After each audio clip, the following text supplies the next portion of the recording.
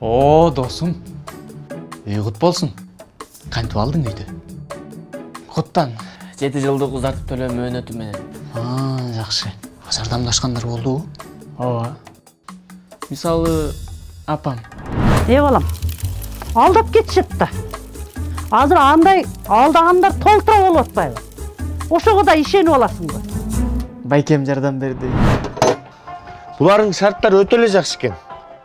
Мына ушунсу шек туудуруп атат. Буларың үйдү куруп бүтүшпөйт. Ишенбечи ушуларга.